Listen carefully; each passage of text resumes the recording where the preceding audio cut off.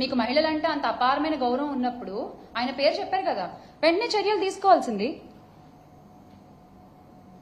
Social media తోడేళ్లను తయారు చేస్తూ ప్రోత్సహిస్తున్నది ఎవరు? రెడ్ బుక్ రాజ్యాంగాన్ని నడిపిస్తున్నది ఎవరు? ఫేక్ న్యూస్ ఫ్యాక్టరీలను ఎంకరేజ్ చేస్తున్నది ఎవరు? వ్యక్తిత్వ హననాలకి పాల్పడుతున్నది ఎవరు? ఈ టీడీపీ సైకోళ్లు, జనసేన తోడేళ్లు, వీళ్ళందరూ సృష్టికర్తలు అసలు ఎవరు? సార్, గౌరవ ముఖ్యమంత్రి చంద్రబాబు నాయుడు గారు, మీరు ఎలాగో సత్తా లేదు కాబట్టి పవన్ కళ్యాణ్ గారికి, ఇప్పటి పిఠాపురం పీఠాధిపతి మా పీపీపీ గారికి, ఆయన మిమ్మల్ని ఫాలో అవుతున్నారు. అదే జరుగుతోంది కదా. చంద్రబాబు నాయుడు గారి పేరు, లోకేష్ గారి పేరు చెప్పినప్పుడు వాళ్ళిద్దరి మీద కేసులు ఎందుకు పెట్టలేదు? దీని ద్వారా మీ మోడస్ ఆపరండి ఏంటన్నది బహిర్గతం అవుతోంది.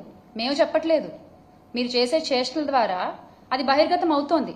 అసభ్యకర పోస్టులు, వికృత కామెంట్లతో ఒక ఆర్గనైజ్డ్ క్రైమ్ చేస్తూ సోషల్ మీడియాలో ఐటీడీపీ కార్యకర్తలు చెలరేగిపోతుంటే, మహిళల్ని కించపరుస్తూ వ్యక్తిత్వ హననాలు చేస్తూ కామెంట్లు పెడుతూ వాళ్ల మీద పడి విర్రవీగుతుంటే మీరేం చేస్తున్నారయ్యా అంటే స్టేజ్ పైన కామెడీ స్కిట్లు చేసుకుంటున్నారు. స్టేజ్ పైన కామెడీ స్కిట్లు చేసుకుంటున్నారు సార్. మీరు చేసే పని అది. దాన్ని చూసి మీరు కింద క్లాప్స్ కొడుతున్నారు. వ్యక్తిత్వ హననం అనేది అసలు టీడీపీ పార్టీ జీన్లోనే ఉంది. ఎస్, మీ క్రోమోజోమ్స్ లోనే అది ఉంది. స్వర్గీయ ఎన్టీఆర్ గారికి వెన్నుపోటు పొడిచిన దగ్గర నుంచి ఇది మొదలైందని చెప్పొచ్చేమో. ఆ ఎపిసోడ్తో ఎగ్జాక్ట్గా ఇది మొదలైందని చెప్పుకోవచ్చు మనం. క్యారెక్టర్ అసాసినేషన్ అనేది మీ పార్టీ జీన్లోనే ఉంది. అది ఏ రకంగా కొనసాగిస్తున్నారు ఈ రోజు వరకు అనేది ప్రతి ఒక్కళ్ళు చూస్తూనే ఉన్నారు. 2014 ఎన్నికల్లో అసలు సైకో అనే పదం వాడింది ఎవరండి? చంద్రబాబు నాయుడు గారే కదా. మరి అది కరెక్టా? అలా మాట్లాడొచ్చా? రాష్ట్రంలో ఒక మాజీ ముఖ్యమంత్రి కుమారుణ్ణి ఉద్దేశించి ఈ తరహా కామెంట్లు చేసింది చంద్రబాబు నాయుడు గారే కదా. మరి దాని అర్థం ఏంటి? ఒక వ్యక్తిని డైరెక్ట్ గా ఎదుర్కోలేక, ఆ వ్యక్తికున్న జన బలాన్ని ఎదుర్కోలేక మీరు వెంటనే సైకో అనేటువంటి ఒక కొత్త పిక్చర్ని తీసుకొచ్చారు. అది కరెక్టా? ఇక ఇప్పటి ఉప ముఖ్యమంత్రి మా పీపీపీ గారైతే, మా పిఠాపురం పీఠాధిపతి పవన్ గారు, ఆయన ఎన్ని సందర్భాల్లో ప్రజల్ని రెచ్చగొడుతూ వ్యాఖ్యలు చేశారు. వైసీపీ నా కొడకల్లారా అంటూ మాట్లాడారు ఆయన. మరి అది కరెక్టా? మరి వాళ్లపై ఎందుకు ఎలాంటి కేసులు లేవు? కూటమి నాయకులు అదే చేస్తున్నారు. ముఖ్యమంత్రి గారు, ఉప ముఖ్యమంత్రి గారు, హోంమంత్రి గారు, వీళ్ళంతా కింద స్థాయి నాయకులు కూడా అదే పాటిస్తున్నారు. మిమ్మల్ని చూసే మీ సోషల్ మీడియా సైకోలు కూడా ఓ వాళ్ళంటే లేని ఏమైనా మేమంటే తప్పేంటని వాళ్ళు చేసుకొని వస్తున్నారు. ఆజ్యం మీరే పోస్తున్నారు, బీజం మీరే వేస్తున్నారు దీని అంతటికి. ఇది మీరు మర్చిపోకూడదు. మీకు చిత్తశుద్ధి ఉంటే టీడీపీ కార్యకర్తల సోషల్ మీడియా పోస్టులు, అరాచకాలపై మేమిచ్చిన ఫిర్యాదులపై ఏం చర్యలు తీసుకున్నారో చెప్పాలి అని మేము డిమాండ్ చేస్తున్నాం. We are demanding that. ఎన్ని ఫిర్యాదులు ఇచ్చాం? వాటి సంగతి అసలు ఏమైంది? కనీసం అసలు ఒకటన్నా చదివారా, లేదా డస్ట్బిన్లో పడేశారా మీరు ఆ కంప్లైంట్స్ అన్ని? దాని గురించి మీరేం మాట్లాడరు. ఐటీడీపీ అనేటువంటి ఒక విష వృక్షాన్ని పెంచి పోషిస్తూ దాన్ని నడుపుతున్న లోకేష్ గారిపై ఎందుకు కేసు నమోదు చేయడం లేదు? మహిళలు, చిన్నారులు, వైఎస్ఆర్సీపీలోని నాయకుల ఇళ్లలోని ఆడవాళ్లని ఎవరిని వదిలిపెట్టకుండా ఐటీడీపీ వాళ్ళు టార్గెట్ చేస్తున్నారే, వాళ్ళని మీరు ఎందుకు ఎంకరేజ్ చేస్తున్నారు? మీకు మహిళలంటే అంత గౌరవం, మహిళల రక్షణ పట్ల అంత బాధ్యత ఉందని మీరు అన్నారు కాబట్టి నేను ఈ రోజున మేము ఇవన్నీ అడగాల్సి వస్తుంది. ఒక ముఖ్యమంత్రిగా ఉన్న మా నాయకుడు వైఎస్ జగన్మోహన్ రెడ్డి గారిని ఉద్దేశించి సైకో అని వ్యాఖ్యానించిన చంద్రబాబు గారిపై కేసులు ఉండవా? మహిళల జోలికి వస్తే అదే లాస్ట్ డే అని చెప్పిన చంద్రబాబు నాయుడు గారు, పీపీపీ గారిపై కేసులు ఉండవా? టీడీపీ సైకోలపై చర్యలు ఎందుకు తీసుకోవట్లేదు?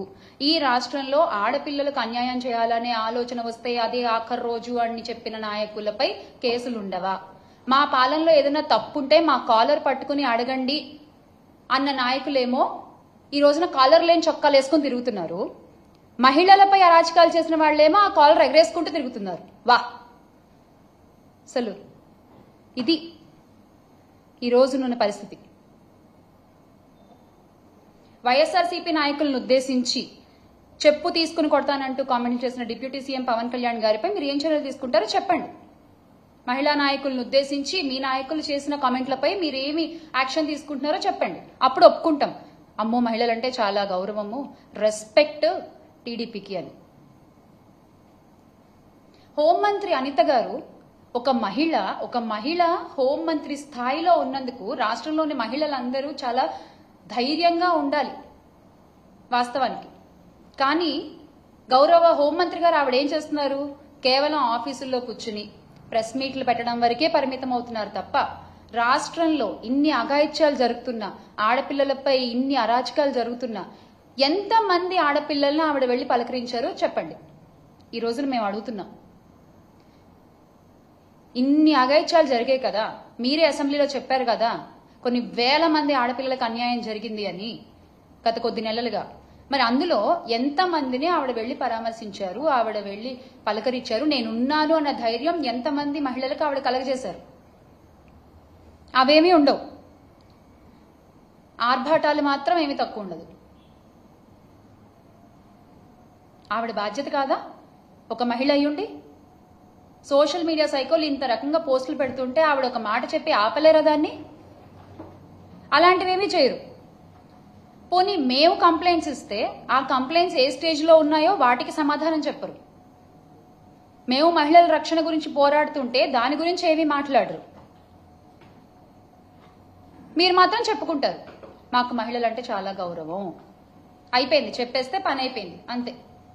మిగతా వాటితో మనకేం సంబంధం లేదు, జరుగుతుందని గాలికి వదిలేస్తారు మహిళల్ని. అరే, వైఎస్ఆర్ కాంగ్రెస్ పార్టీ అధికార ప్రతినిధిగా నా పేరు అనౌన్స్ చేసినప్పటి నుంచి నాపై ఎన్ని అసభ్యకరమైన పోస్టులు పెట్టారండి. సో కాల్డ్ ఐటీడీపీ హ్యాండిల్స్ లో, జనసేన హ్యాండిల్స్ లో నన్ను ఎంత మానసికంగా దెబ్బతీయాలని చూస్తున్నారు, ఎన్ని రకాలుగా ఇబ్బంది పెడుతున్నారు. నా ప్రొఫెషన్ని నాకు దూరం చేశారు, అక్కడ అవకాశాలు రాకుండా చేశారు. ఇవన్నీ చేసినందుకు మీ మీద నేనెన్ని కేసులు పెట్టాలి అసలు? కానీ చేసే పని ఏదైనా మా అధినాయకుల్లాగే మా వైఖరి కూడా అలాగే ఉంటుంది. చేసే పని ఏదైనా నిజాయితీగా, నిబద్ధతగా చేసుకుంటూ ముందుకు వెళ్ళిపోవడమే. అన్యాయం అన్న చోట గొంతెత్తి మాట్లాడడమే. మీరు నన్ను ఎంత భయపెట్టాలని చూసినా మీ బెదిరింపులకి బెదిరేవాళ్ళు ఎవరు లేరు ఇక్కడ. మరొక్కసారి చంద్రబాబు నాయుడు గారు కానీ, లోకేష్ గారు కానీ, పవన్ కళ్యాణ్ గారు కానీ, specially ITDP social media, Janasena social media, వీరంతా చేసే అరాచకాలు, అకృత్యాలపై కేసులు నమోదు చేయాలి. ఆర్గనైజ్డ్ క్రైమ్ కి పాల్పడే ప్రతి ఒక్కళ్ళకి శిక్ష పడాలి. ఎందుకంటే మీరు ఇంత దారుణంగా పోస్టులు పెడుతుంటే వాళ్ళని ఏం చేయరు. కానీ మీరు ఇచ్చిన హామీలు ఎగ్గొట్టారు అని చెప్పి వైఎస్ఆర్ కాంగ్రెస్ పార్టీ వాళ్ళు ఫేస్బుక్ లో పోస్ట్ చేస్తే ఇమ్మీడియట్ గా నోటీసులు, ఇమ్మీడియట్ గా అరెస్టులు, అంత హడావిడి చేస్తారు కదా మీరు. ఆ హడావిడి అంతా ఈ మహిళలపై పిచ్చి పోస్టులు పెడుతున్న వాళ్ళపై చూపించండి, ఈ ఆర్గనైజ్ క్రైమ్ చేస్తున్న వాళ్ళపై చూపించండి. వీరిపై కఠినంగా చర్యలు తీసుకోవాలని మేము డిమాండ్ చేస్తున్నాము. వందలాది ఫేక్ అకౌంట్లు, లక్షలాది పోస్టులతో రెచ్చిపోయే వాళ్లపై కేసులు పెట్టి ప్రజాస్వామ్యాన్ని కాపాడాలి అని కోరుకుంటున్నాం. జై Jagan. Make Andhra great again with Jagan. P4 marketing mix ఒకటి ఉంటుంది. P4 అని అంటే the 4 P's affecting the market అని చెప్తారు. Product, price, place, promotion. So ఈ ప్రస్తుత కూటమి వైఖరి ఎలా ఉందంటే, ప్రోడక్ట్ వచ్చేసి వాళ్ళ సూపర్ 6, ప్రైస్ ఏమో డబ్బులు లేవు, గల్లాపెట్ట ఖాళీ అయిపోయింది అని అబద్ధాలు చెప్పుకోవడం, ప్లేస్ వచ్చేసి ఇలా చెప్పి ఇగో మన ఆంధ్ర రాష్ట్ర ప్రజలందరినీ మోసం చేయడం, ప్రమోషన్ ఇది ఒక్కటి మాత్రం కరెక్ట్ చేస్తారండి. ఈ ఒక్క P మాత్రం కరెక్ట్గా చెప్తారు, కరెక్ట్గా చేస్తారు కూడా. అసలు ఈ P4 అనే కానీ P4 సంగతి పక్కన పెడితే A4 అని చెప్పాలి. ఈ కూటమి అధికారంలోకి వచ్చిన దగ్గర నుంచి A4 అమలవుతోంది. P4 అమలవుతుందో లేదో తెలియదు కానీ ఏమిటా A4? అక్రమాలు, అఘాయిత్యాలు, అరాచకాలు, అప్పులు, ఇవైతే బాగా అమలవుతున్నాయి. అరెస్ట్ జరిగింది, మన పట్ల శ్యామరాజు కానీ అది కానీ ఇంకా వాళ్ళ స్థాయిలో మార్పు రాలేదు. ముఖ్యమంత్రి ఏమో ఈరోజు నెల్లూరులో ఆరోగ్య వదిలేస్తూ ఉంటుందని చెప్తున్నారు. కిరణ్ అరెస్ట్ అనేది ఒక వార్నింగ్, మిగతా వాళ్ళందరికీ కూడా ఒక warning, a sweet warning from YSR Congress party. మా ఫ్యాన్ గాలి తగిలితే ఎలా ఉంటుందో కిరణ్ చూశారు. నోరు అదుపులో పెట్టుకోకపోతే త్వరలో మీరు కూడా చూస్తారు. ఇది ఎవరైనా కానీ. Subscribe to Social TV Telugu for more videos. Hit the bell icon for faster updates.